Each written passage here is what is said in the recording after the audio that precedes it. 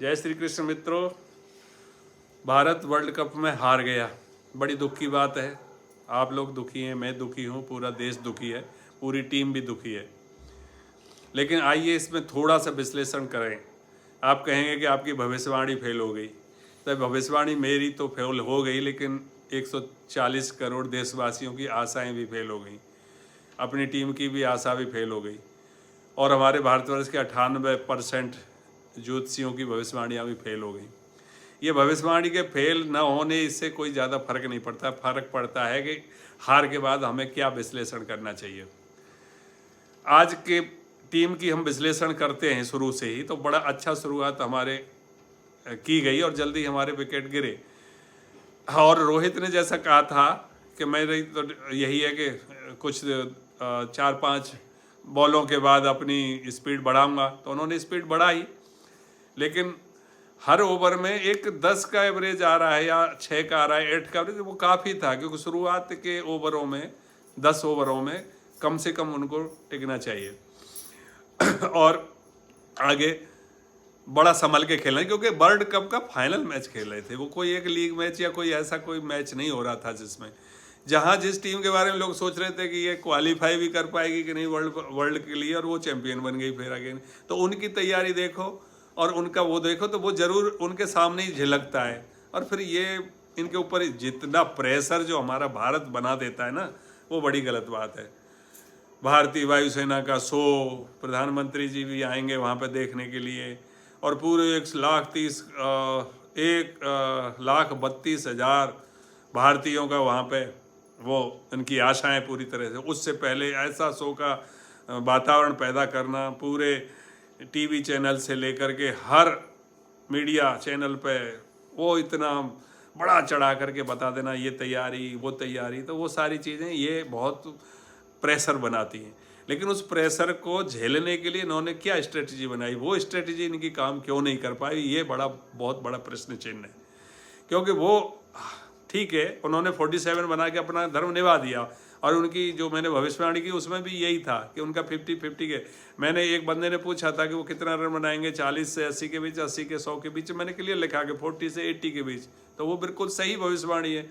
भविष्यवाणी फेल करना तो उसको बोलते हैं केवल, मैंने कहा कि भारत जीतेगा कि या ऑस्ट्रेलिया जीतेगा, वो तो एक बात है, लास्ट वाली वो चीज़ है। लेकिन इसके बीच में भी बहुत सारा विश्लेषण हुआ है ना। आप कहेंगे कि मैं एक्सप्लेनेशन दे रहा हूँ, एक्सप्लेनेशन नहीं दे रहा, मैं बिल्कुल ज्योतिष के विश्लेषण की एक एक बारीकी आपको बता रहा हूँ, जो आपने शायद वीडियो में उसको ध्यान से नहीं सुना हो। ज्योतिष प्रेमियों ने जरूर सुना होगा। एक एक अष्टक वर्ग, एक एक पॉइंट का मैंने वहाँ विश्लेषण करके इसका विश्लेषण किया था। कुछ चीज़ों को ओवरलुक भी किया मैंने भारतीय होने के बाद। मैं आपको बता दूँ कि बहुत सारी चीज़ें मेरे को कुछ नेगेटिव दिखाई दे रही, तो नेगेटिव बोलना भी ऐसे समय पर उचित नहीं लगता है। मेरे उन मित्रों ने प्रश्न किया था कि पैट कमिंस के बारे में कि उनका कैसा रहेगा, और उनका कुंडली का वो दिन देख करके तो मैं दंग रह गया था। इतना सुंदर उनका दिन था जो उन्होंने दिखा दिया, भाग्य ने साथ दिया, उन्होंने कर्म भी किया पूरी तरह से। तो वो भविष्यवाणी अक्षर से सत्य हुई है पैट कमिंस के बारे में। सामी के बारे में भविष्यवाणी एकदम करेक्ट हुई है, क्योंकि मैंने कहा है, आप ध्यान से फिर से सुनिए उसको, वीडियो को क्लियर कट कहा है कि सामी का दिन जो है इतना ज़्यादा अच्छा नहीं है, वो कल ज़्यादा मतलब अच्छा प्रदर्शन नहीं कर पाएंगे। तो उन्होंने जितना किया वो अच्छा किया उन्होंने। समस्या आ रही है हमारा मिडिल ऑर्डर, टॉप ऑर्डर सारे फेल हो गए। समस्या यहाँ है केएल राहुल जो इतना लंबा खेले, और जब उन्होंने गियर बदलने की कोशिश की उस समय वो आउट हो गए। तो ये स्थिति वाली बात जो है वो थोड़ा सा दुखद करने वाली है कि क्या हो गया, क्या ऐसा कैसा ब्रेक लग गया कि कोई रन ही नहीं आ रहा। 240 पर इन्होंने पहुंचाया ले दे करके पीछे, उसमें केवल 20 या 25 रन और जुड़ जाते तो बहुत बड़ी स्थिति बदल जाती। और वो 20-25 रन जोड़ना कोई इतनी बड़ी बात नहीं थी अगर इनकी स्ट्रेटजी शुरू से सही रहती। उनकी स्ट्रेटजी देखो, बैटिंग में भी और फील्डिंग बॉलिंग में भी, दोनों में कितना गजब का स्ट्रेटजी था। उन्होंने पहले ही कह दिया था कि मैं 1,30,000 लोगों को मैं शांत करके रखूंगा, और उन्होंने करके दिखा दिया। और यहाँ पर ऊपर से लोगों का उत्साह और आशाएं, टीम की भी वो, और कोई मुझे तो लग रहा है कि टीम में अनुशासन की कमी है, और उस अनुशासन की कमी के कारण ही ये सब कुछ हो रहा है। क्योंकि ना तो कोई स्ट्रेटजी बनती है, ना कैसे करते हैं, ऐसा मुझे लग रहा है। बाकी तो उनके ऊपर बहुत बड़ा प्रेशर था, इसको तो मानना पड़ेगा, लेकिन वो प्रेशर में जमने की स्थिति उनको आनी चाहिए कि जब प्रेशर आता है तो कैसे खेलते हैं, क्योंकि अब तक लगातार जीत का मज़ा लेते आए, तो उन्हें मालूम था कि ये फाइनल वाला है तो यहाँ तो हमको कुछ अलग ही खेलना पड़ेगा। हमारी स्ट्रेटजी क्या रही, जब रोहित आउट हो गए तो ये कोहली और राहुल इन्होंने पूरा संभाला और अच्छा संभाला इन्होंने, लेकिन आईसीसी की रैंकिंग में टॉप खिलाड़ी होने के बावजूद आप 40 ओवरों में चौके नहीं बना पाए, केवल 5 चौके बने और उसमें से भी 2 चौके बॉलरों ने मारे। तो ये कौन सी रैंकिंग है? आप इस पर एक बड़ा प्रश्न है।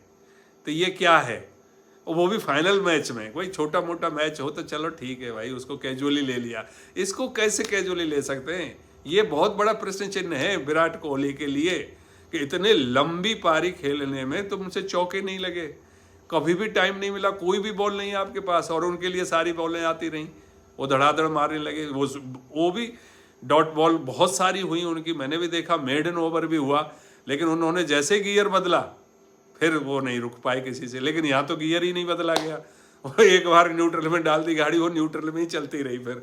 तो ये न्यूट्रल वाली स्थिति से इनको उभरना पड़ेगा, और नहीं तो फिर ये आईसीसी वर्ल्ड रैंक को छोड़ना पड़ेगा, बहुत जल्दी छूट भी जाएगी, क्योंकि जब इस तरह से रहेंगे तो ठीक तरह से खेलना चाहिए, क्योंकि इतने महान देश की, इतने बड़ी जनसंख्या के देश की आशाएं इनके साथ जुड़ी हुई थी, क्योंकि हमारा एक ही तो खेल है और इसी के ऊपर सारे लोग जुड़े हुए हैं। वो भी नहीं आशाओं पे खरे उतर पाते तो थोड़ा सा दुख का सब्जेक्ट बनता ही है।